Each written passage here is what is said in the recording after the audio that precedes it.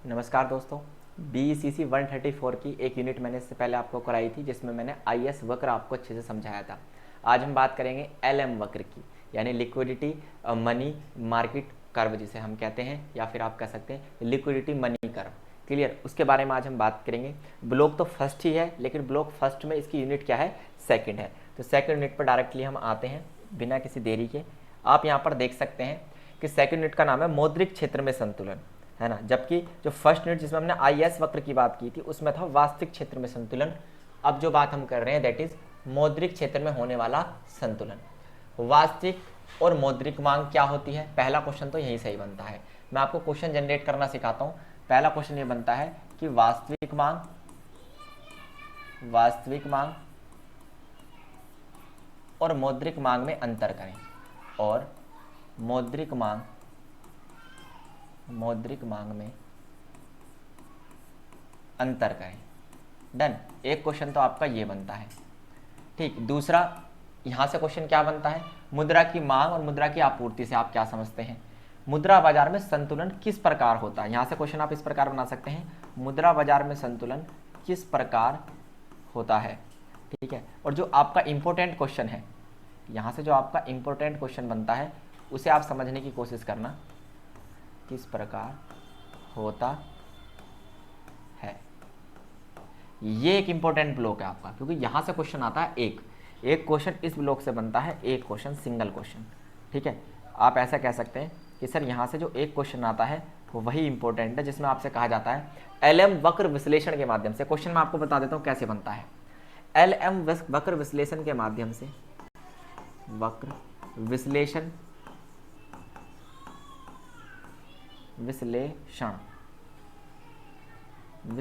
के माध्यम से मुद्रा बाजार संतुलन समझाएं, मुद्रा बाजार संतुलन बताएं। ये क्वेश्चन कई बार एग्जाम में आ चुका है, प्रीवियस ईयर है, और ये बात आपको याद रखनी है। तो ये आज का कंटेंट है जो मैं यहाँ पर आपको कवर कराने वाला हूँ। वास्तविक और मौद्रिक मांग में अंतर, मुद्रा की मांग और पूर्ति में अंतर, मुद्रा बाजार में संतुलन, और LM वक्र क्या होता है जिसे हम कहते हैं लिक्विडिटी मनी वक्र, है ना। बार बार LM ही यूज होगा, पर आपको इसका मतलब याद रखना है। L का मतलब है यहाँ पर लिक्विडिटी, है ना, और M का मतलब है मनी मार्केट, है ना, मनी वक्र। ठीक है, लिक्विडिटी मनी वक्र कह सकते हैं आप इसे, लिक्विडिटी मनी मार्केट वक्र भी कह सकते हैं। इसके ढलान की भी बात करेंगे कि इसका ढलान किस प्रकार का होता है, नीचे की तरफ होता है या ऊपर की तरफ होता है, वो सभी बातें मैं यहाँ पर आपको बताऊंगा। नोट कुछ नहीं करना, ये PDF आपको टेलीग्राम चैनल पर मिलेगी फ्री ऑफ कॉस्ट। चलिए, वास्तविक और मौद्रिक मांग की बात करते हैं। सबसे पहले क्या डिफरेंस होता है इन दोनों में, देखिए।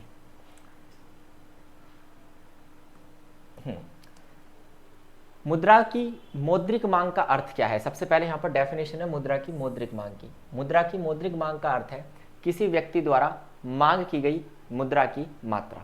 उदाहरण के लिए भारत में रुपए की संख्या क्या होता है, मौद्रिक मांग। यानी एक व्यक्ति जब क्या करता है, मुद्रा की मात्रा की मांग करता है। जैसे फॉर एग्जांपल एक व्यक्ति, जैसे फॉर एग्जांपल मैं ही हूँ, है ना, मुझे कितने रुपए चाहिए, मुझे फॉर एग्जांपल मुझे 500 रुपये चाहिए। कितने रुपए चाहिए दोस्तों, मुझे 500 रुपये चाहिए। तो ये क्या है, ये है मेरी मौद्रिक मांग।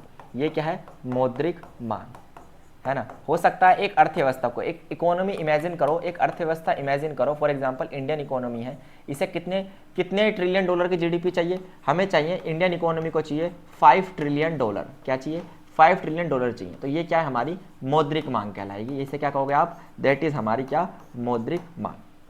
क्लियर। तो एक व्यक्ति को, एक अर्थव्यवस्था को जितने आप कह सकते हैं पैसे की, धन की आवश्यकता होती है तरल रूप में, लिक्विड फॉर्म में, है ना, कैश के रूप में आप कह सकते हैं, तरल रूप में, तरलता में जितना हमें लिक्विड कैश चाहिए होता है उसे हम कहते हैं क्या दोस्तों, मौद्रिक मांग, लिक्विडिटी जिसे हम कहते हैं। ठीक है, फिर जैसे उदाहरण के लिए भारत में रुपयों की संख्या, जबकि मुद्रा की वास्तविक मांग जो होती है वो भी मुद्रा की मांग है, लेकिन उस वस्तु की इकाइयों की संख्या के संदर्भ में जिसको मुद्रा से खरीदना चाहते हैं हम या फिर खरीदा जा सकता है। मुद्रा की वास्तविक मांग को नाम मात्र की मुद्रा को कीमत स्तर द्वारा विभाजित करके प्राप्त किया जाता है। भाई सीधी सी बात है। उदाहरण के लिए नाम मात्र की मांग, जिसे नाम मात्र की संपत्ति नॉमिनल वेल्थ भी कहते हैं, 500 रुपए है, ठीक है। कीमत स्तर क्या है, 5 रुपए है। तो फिर मुद्रा की वास्तविक मांग कितनी होगी, 100 इकाइयां होंगी। इसे मैं आपको एग्जांपल से समझाने की कोशिश करता हूं। मुद्रा की वास्तविक मांग और मौद्रिक मांग को समझने की कोशिश करना थोड़ा सा। देखिए यहां पर आप एक चीज समझने की कोशिश करिए।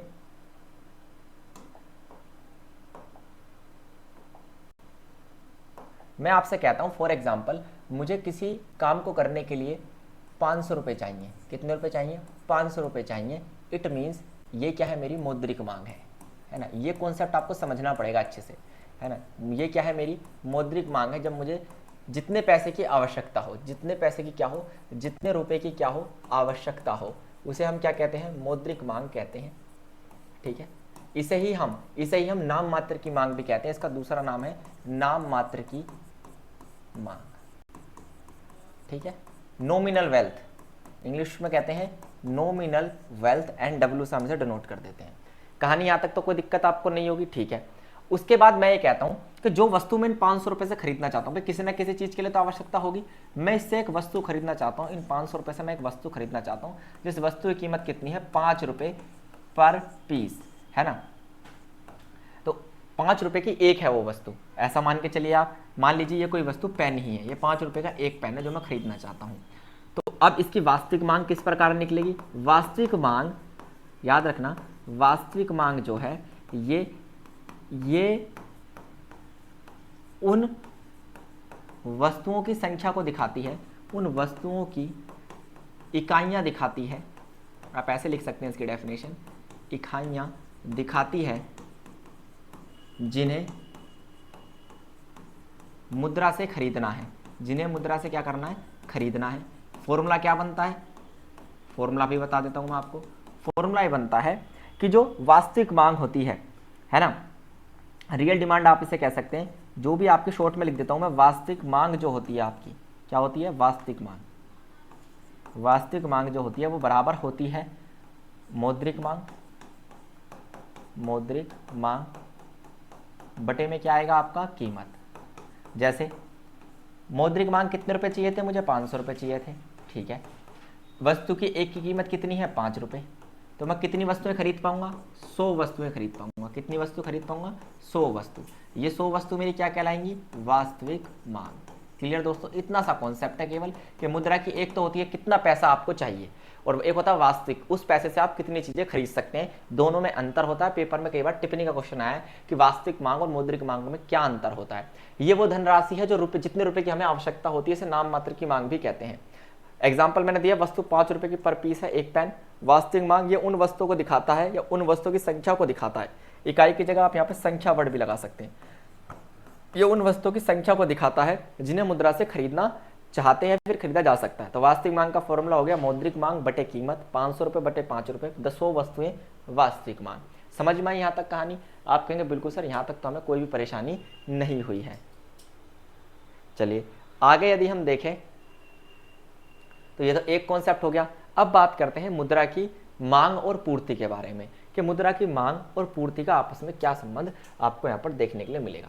तो मैंने आपको बताया है कि मुद्रा की मांग और ब्याज दर में कैसा संबंध होता है, विपरीत संबंध होता है, जबकि मुद्रा की मांग और आय में कैसा संबंध होता है, सीधा संबंध। सबसे पहले मुद्रा की मांग के कॉन्सेप्ट के बारे में बात करते हैं। मुद्रा की मांग का मतलब है एक देश में मुद्रा की आवश्यकता, जितनी आवश्यकता पड़ती है उसे हम मुद्रा की मांग कह सकते हैं, आवश्यकता या मांग, है ना। और इसमें दोनों शामिल होती हैं, इसमें वास्तविक मांग भी शामिल होती है ना। चाहे आप इसे वास्तविक रूप में देख लो, किस रूप में देख लो, चाहे तो आप इसे वास्तविक रूप में देख लो, और चाहे आप इसे किस रूप में देख लो, इसे आप मौद्रिक रूप में देख लो। चाहे तो वास्तविक रूप में देख लो दोस्तों, और चाहे आप किस रूप में देख लो, मौद्रिक मांग के तौर पर देख लो। दोनों मैंने आपको समझाई है, दोनों ही क्या होती है, मुद्रा की मांग होती है। अब जैसे फॉर एग्जांपल मुद्रा की मांग को मैं किसके रूप में दिखाता हूँ, एमडी के रूप में दिखाता हूँ, मनी डिमांड दिखा दिया। तो ये एमडी क्या होगी, इसका आय के साथ कैसा संबंध होगा, और इसका इंटरेस्ट रेट ऑफ इंटरेस्ट के साथ किस प्रकार का संबंध होगा, ये आपको पता होना चाहिए। ये एलएम वक्र में काम आते हैं। देखिए, यदि मुद्रा की मांग ज्यादा होगी, या फिर आप ऐसे भी कह सकते हैं मुद्रा की मांग का ब्याज के दर के साथ विपरीत संबंध होता है। कैसे? मान लीजिए ब्याज की दर ज़्यादा होगी, तुम ही सोचिए आपको ज़्यादा इंटरेस्ट रेट पे लोन मिलना स्टार्ट हो जाएगा, तो क्या आप लोन लेंगे? आप कहेंगे नहीं सर लोन महंगे हो जाएंगे, इसलिए मुद्रा की मांग क्या हो जाती है? कम हो जाती है। जैसे इंटरेस्ट रेट ज़्यादा होता है मुद्रा की मांग क्या हो जाती है दोस्तों? कम। तो इन दोनों में संबंध दिखाई दे रहा है, फिलहाल के लिए इस संबंध को हटा देते हैं। इन दोनों में एक संबंध दिखाई दिया, ठीक है। कैसा संबंध हो गया दोनों में? आप कहेंगे सर दोनों में हो गया यहाँ पर विपरीत संबंध। कैसा संबंध? विपरीत संबंध हमें देखने के लिए मिला, उल्टा संबंध, ठीक है। अगर मान लीजिए इंटरेस्ट रेट कम हो जाता है तो मुद्रा की मांग क्या हो जाएगी? बढ़ जाएगी, है ना। तो ये होता है विपरीत संबंध, उल्टा संबंध। जैसा कि यहाँ पर डायग्राम मैंने आपके लिए बनाया है, नीचे दिखाया गया मुद्रा की मात्रा, इधर दिखाया गया ब्याज की दर। तो आप देख रहे हैं यहाँ पर एक एल वक्र बना हुआ है जो कि मांग को दिखाता है। आप देखिए फॉर एग्जांपल इंटरेस्ट रेट यदि यहाँ पर होगा तो मुद्रा की मांग कहाँ पर होगी? केवल यहाँ पर। ये तो हो गया इंटरेस्ट रेट, ये हो गई डिमांड। अब आप एक बात बताइए, मान लीजिए इंटरेस्ट रेट को मैं थोड़ा सा कम कर देता हूँ, यहाँ पर लेकर आया, यहाँ से लेकर यहाँ तक मैंने इसको खिसका दिया, तो आप देख रहे हैं जैसे इंटरेस्ट रेट क्या हुआ? कम हुआ, मुद्रा की मांग बढ़ गई। इंटरेस्ट रेट I1 क्या हुआ? डिमांड D1 हो गई। तो जैसे ही इंटरेस्ट रेट क्या हुआ? कम हुआ, वैसे ही डिमांड ऑफ मनी क्या हो गई? बढ़ गई। समझ में आई कहानी? इस डायग्राम से भी मैंने बात आपको समझा दी। साथ साथ मुद्रा की मांग का आय से सीधा संबंध होता है। आप क्या कहेंगे? सर मुद्रा की मांग का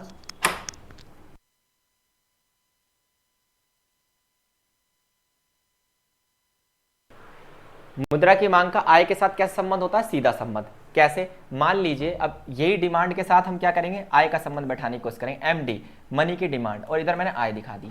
सीधा संबंध मतलब यदि व्यक्ति की आय ज्यादा होगी तो ज्यादा मुद्रा की मांग करेगा, यदि आय कम होगी तो कम मुद्रा की मांग करेगा। इस संबंध को हम क्या कहते हैं? पॉजिटिव रिलेशन भी कहते हैं। इसी को ही हम सीधा संबंध कह सकते हैं, है ना, सीधा संबंध, या फिर आप इसे धनात्मक संबंध भी कह सकते हैं। इतनी सी बात आपको क्या रखनी है? यहाँ पर याद रखनी है। कहानी समझ में आई? तो यह है मुद्रा की मांग और आप कह सकते हैं ब्याज दर के साथ और आय के साथ उसका संबंध। ये सारी कॉन्सेप्ट जो मैं आपको बता रहा हूँ इसलिए आपको थोड़े कम समझ में आ रहा है क्योंकि अभी आपको इनका यूसेज नहीं पता। इनका यूज होता है LM वक्र में। अब डायरेक्ट LM वक्र के कॉन्सेप्ट में चलते हैं, जहां से क्वेश्चन आता है वहां ये सारी नॉलेज आपकी काम आएगी। ध्यान से इसे नोट कर लेना एज इट इज, ठीक है। आगे यदि हम चलें, आगे यदि आप देखें तो यहां से स्टार्ट होता है आपका LM वक्र, है ना, जिसमें आपको दिखाई देगा। नहीं, अभी तो मुद्रा की पूर्ति का कॉन्सेप्ट और रह गया। मुद्रा की मांग का कॉन्सेप्ट मैंने आपको समझा दिया, मुद्रा की पूर्ति को और समझिए। मुद्रा की पूर्ति को क्या मान लिया गया है? स्थिर मान लिया गया है। इसलिए तो इसका वक्र क्या बन रहा है? एकदम एक सीधी रेखा, खड़ी रेखा बन रहा है, जिसे ऊर्ध्वाधर रेखा भी कहते हैं आप। नगद मुद्रा की मात्रा देश के केंद्रीय बैंक द्वारा की जाती है। आपको पता ही है, जो नगद मुद्रा की मात्रा को छोड़िए, यहाँ पर लिखिए पूर्ति। नगद मुद्रा की जो पूर्ति होती है वो किसके द्वारा की जाती है? केंद्रीय बैंक, क्योंकि आपको पता है यही वो बैंक है जो नोट जारी करता है। तो देश में मुद्रा की पूर्ति कौन करेगा? केंद्रीय बैंक करेगा। और इस पूर्ति को किसके रूप में लिखा जाता है? M बार के रूप में लिखा जाता है। तो याद रखना, मुद्रा की पूर्ति क्या मान ली गई है? मुद्रा की पूर्ति स्थिर मान ली गई है। इसे किसके रूप में डिनोट करते हैं? M बार के रूप में डिनोट करते हैं। और ये जो यहाँ पर बार लगा हुआ है, ये बार जो है स्थिर होने के कारण यहाँ पर लगाया गया है, ठीक है। इसके साथ यहाँ पर लिखा, हम ये भी जानते हैं कि कीमत स्तर जो है वो क्या है? स्थिर है। और कीमत स्तर को भी यहाँ पर क्या मान लिया गया है? स्थिर मान लिया गया है। तो इसलिए यहाँ पर आप देखेंगे, चाहे इंटरेस्ट रेट ये हो, चाहे इंटरेस्ट रेट ये हो, चाहे इंटरेस्ट रेट ये हो, यहाँ पर जो डिमांड है, क्वांटिटी है, मुद्रा की मात्रा की क्या है? पूर्ति है। क्यों? एस से डिनोट कर सकते हैं। पूर्ति क्या रहेगी? एक जैसी रहेगी। इंटरेस्ट रेट चाहे ये हो जाए, चाहे इंटरेस्ट रेट I1 हो जाए, चाहे इंटरेस्ट रेट I2 हो जाए, लेकिन बढ़ने के साथ साथ यहाँ पर क्वांटिटी पर कोई इफेक्ट नहीं पड़ता। इट मीन्स मुद्रा की मात्रा जो कि मुद्रा की आपूर्ति यहाँ पर दिखाई गई है, मुद्रा आपूर्ति जो दिखाई गई है वो क्या रहती है? हमेशा समान रहती है, स्थिर रहती है। और जब ये दोनों वक्र एक दूसरे को काटते हैं तो क्या होता है? LM वक्र के थ्रू क्या हो जाता है? संतुलन स्थापित हो जाता है। तो मुद्रा की आपूर्ति का कॉन्सेप्ट भी मैंने आपको यहाँ पर समझा दिया, मांग का भी पीछे समझाया ही था। अब आते हैं अपने कॉन्सेप्ट पे, मुद्रा बाजार संतुलन। तो देखिए ध्यान से, पहले मैं आपको डायग्राम से समझा देता हूँ। अभी हम पढ़ के आए थे, ये क्या है? मुद्रा का मांग वक्र। ये क्या है? मुद्रा का मांग वक्र, जिसे L1 से दिखाया गया है। तो यहाँ पर आप लिख लेना L1 बराबर मांग वक्र। किसका? मुद्रा का मांग वक्र, ठीक है। यहाँ पर जो ये वक्र आपको दिखाई दे रहा है, ये वक्र, इसे हमने नाम दिया है क्या? M बार, है ना, M बार, या फिर आप कह सकते हैं इसी का नाम है P बार। तो आप कह सकते हैं ये जो M बार वक्र है, M बार वक्र है, ये क्या है? पूर्ति वक्र, ठीक है, पूर्ति वक्र। तो आपको यहाँ पर एक बिंदु दिखाई दिया होगा E1 बिंदु पर जो L, आप कह सकते हैं क्या है? L1 वक्र है और M बार वक्र है, ये दोनों क्या है? बराबर है। इट मीन्स यही क्या है? आपका संतुलन बिंदु है, जहां पर मुद्रा बाजार संतुलन में हो जाएगा, जहां पर मुद्रा की मांग और पूर्ति बराबर होती है। डन। देखिए मुद्रा बाजार संतुलन क्या है, इसको समझने की आप यहाँ पर क्या करेंगे? कोशिश। जब मुद्रा बाजार में मांग और आपूर्ति बराबर होती है, यानी कि आप कह सकते हैं मुद्रा की डिमांड बराबर हो मुद्रा की सप्लाई के। डिमांड को L से दिखाया गया है, सप्लाई को किससे, M बार से दिखाया गया है। जब ये दोनों चीज बराबर होती हैं तो मुद्रा बाजार संतुलन में होता है। रेखा चित्र में दिखाया गया है, मुद्रा का मांग वक्र भी दिखाया गया है, रेखा चित्र में मुद्रा का पूर्ति वक्र भी एक साथ दिखाया गया है। यहाँ पर मुद्रा की मांग वक्र नीचे की ओर झुका हुआ होता है। क्यों नीचे की ओर झुका हुआ होता है? क्योंकि जो आई है, जो इंटरेस्ट है, इसके साथ किसका, जो डिमांड है, इसका डिमांड के साथ कैसा संबंध होता है? तो आप कहेंगे सर विपरीत संबंध होता है। इस विपरीत संबंध के कारण मुद्रा का मांग वक्र नीचे की ओर झुका होता है। और दूसरी तरफ मुद्रा का आपूर्ति वक्र लंबवत दिखाया गया है। मुद्रा का जो आपूर्ति वक्र होता है इसे M बार से दिखाते हैं। ये जो पूर्ति को जो दिखाता है, ये दिखाता है पूर्ति स्थिर है, इसलिए हमेशा कैसा रहता है, एक सीधी खड़ी रेखा। इसका वक्र हमेशा कैसा रहता है, खड़ी रेखा, जबकि मांग वक्र कैसा रहता है, नीचे की ओर ढलान वाला। ठीक है। और यहाँ पर याद रखना, आय का जो संतुलन स्तर है वो y1 प्राप्त होता है, और आय का जो संतुलन स्तर है जो इस बिंदु पर प्राप्त होगा, आय का संतुलन स्तर वो यहाँ पर प्राप्त होगा और इसे y1 नाम दिया जाएगा। समझ में आई कहानी? ये है LM वक्र, ध्यान से समझ लो इसको। मुद्रा का बाजार संतुलन इसी वक्र के माध्यम से आपको वहां पर दिखाना है। क्लियर? चलिए बात करते हैं LM वक्र की। तो ये तो था मुद्रा बाजार संतुलन, जिसमें मैंने आपको बताया वास्तविक मांग क्या होती है, मौद्रिक मांग क्या होती है, मुद्रा की मांग क्या होती है, मुद्रा की पूर्ति क्या होती है। 4 कॉन्सेप्ट क्लियर कर दिए, क्वेश्चंस पहले बता दिए थे, आंसर भी बता दिए। अब बात करते हैं LM वक्र की। किसकी बात करते हैं? LM वक्र की। ये क्या होता है?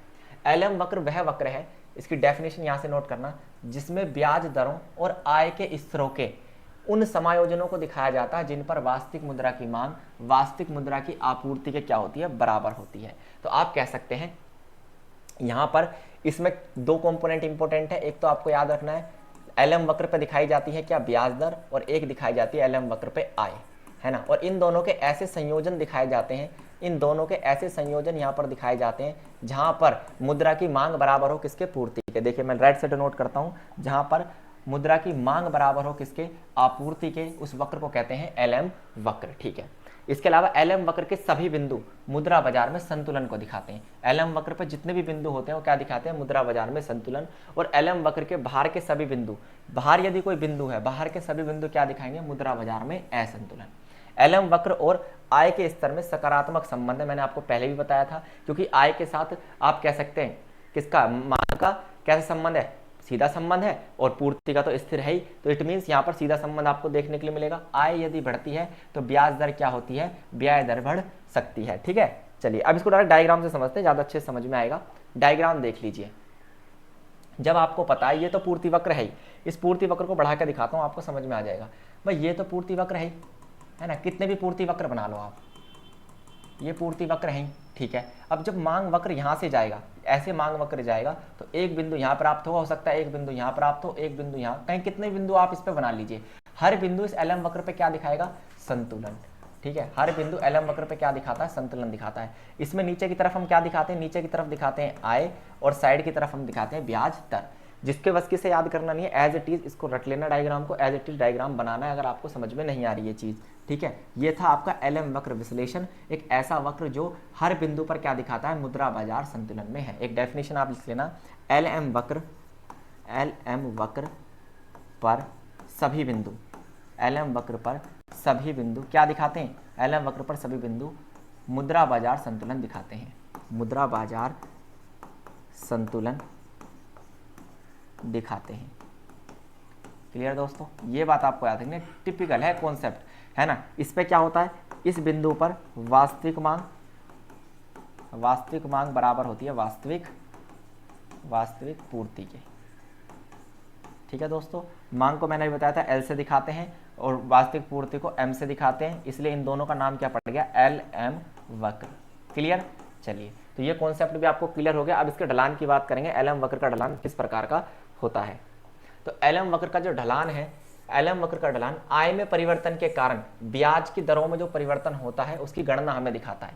यानी LM वक्र का जो ढलान होगा, LM वक्र का ढलान, इसका फॉर्मूला क्या बनेगा, LM वक्र का ढलान का फॉर्मूला बनेगा ये जो मैंने आपके सामने लिख रखा है। क्या कि यदि आय में परिवर्तन होगा, भाई सीधी सी बात है, तो रेट ऑफ इंटरेस्ट में भी क्या होगा, इसमें भी क्या होगा, चेंज होगा।